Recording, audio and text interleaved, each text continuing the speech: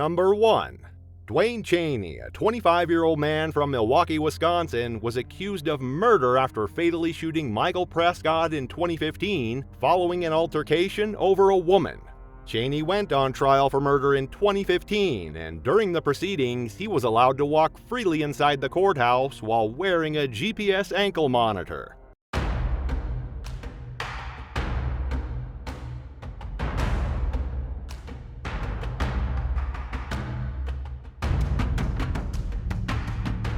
During a break in the trial, CCTV cameras showed Cheney having a conversation with his girlfriend, Zuri London.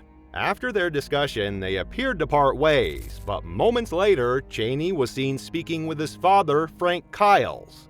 The two exited the hallway together, and shortly afterward, London reappeared and seemed to speak to someone on the phone.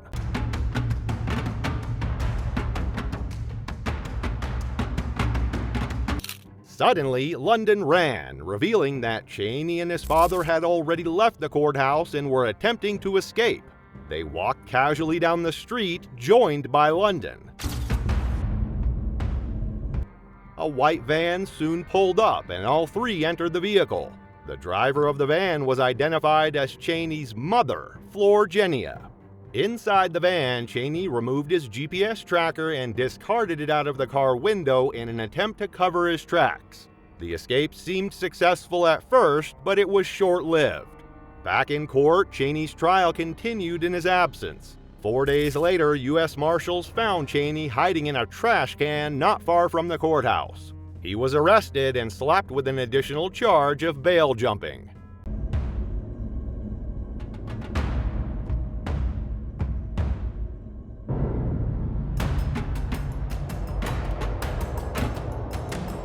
Cheney was ultimately convicted of murder and sentenced to life in prison without the possibility of parole.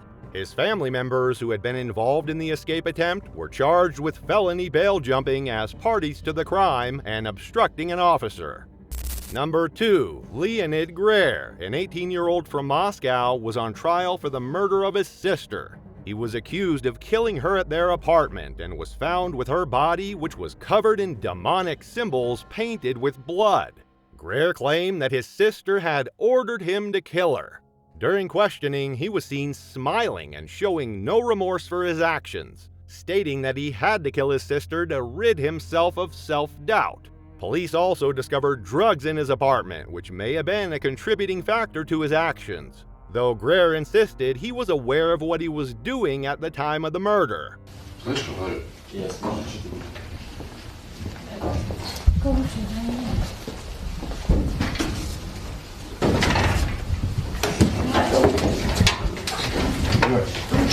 During the trial, Greer was placed in a glass cage to prevent his escape, but he had other plans. His first attempt to escape was thwarted when he managed to squeeze through the roof of the cage and tried to escape through the false ceiling of the courtroom.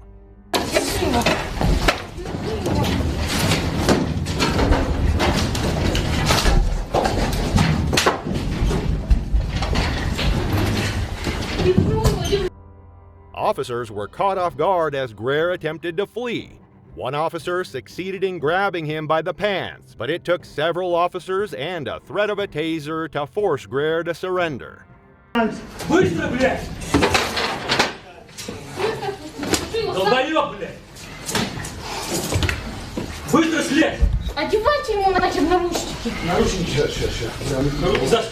Eventually, Greer crawled back into his glass cell and was ordered to pull his pants back up. He was handcuffed to prevent any further attempts at escape.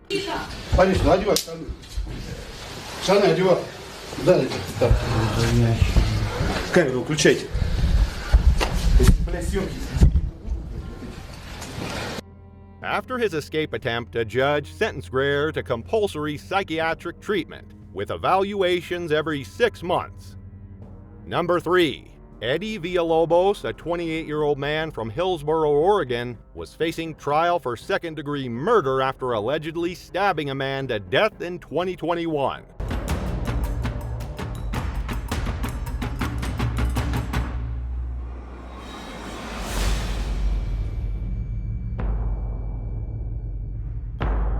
During his trial, 2 deputies escorted him into the courtroom where his shackles were removed as required by Oregon law to prevent prejudice in front of the jury.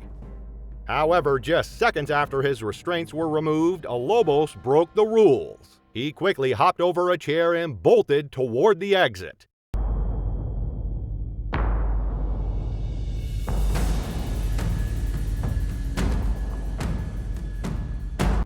He ran through the hallway as deputies pursued him, making his way down the stairs and exiting through the lobby. Lobos managed to escape the building and fled into the streets. A 2-hour manhunt ensued, with authorities searching for him across the area. A tip eventually led police to an apartment complex where they received a report of someone attempting to break into an apartment next door. When police arrived, they found Lobos hiding under a blanket inside a closet. He was arrested without further incident and charged with first-degree burglary and second-degree escape in addition to his original murder charge. A few months later, Lobos was convicted of second-degree murder and sentenced to life in prison with the possibility of parole after 25 years. Number 4. Derek Wright, facing speeding charges in a Louisville, Kentucky courtroom, caused a scene when he attempted to leave the courtroom. While the judge was reviewing his paperwork, Wright tried to walk away, believing he had no reason to be detained. A deputy immediately stopped him, questioning, "Where are you going?" Whoa, where are you going? No, not the restaurant. No, No. have a seat. Okay. So I can't go to the restaurant? Okay. Well, can I make a call to my mom? In a minute. It was then discovered that in addition to his speeding charge, Wright had an active warrant for domestic violence. The case got dismissed. We're verifying it. I went to court for that Tuesday.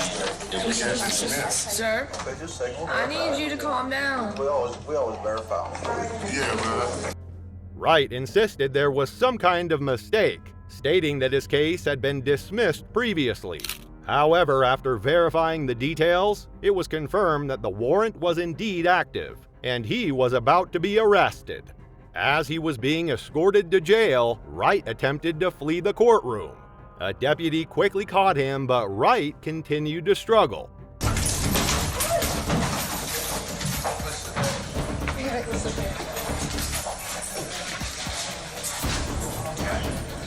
Thank you.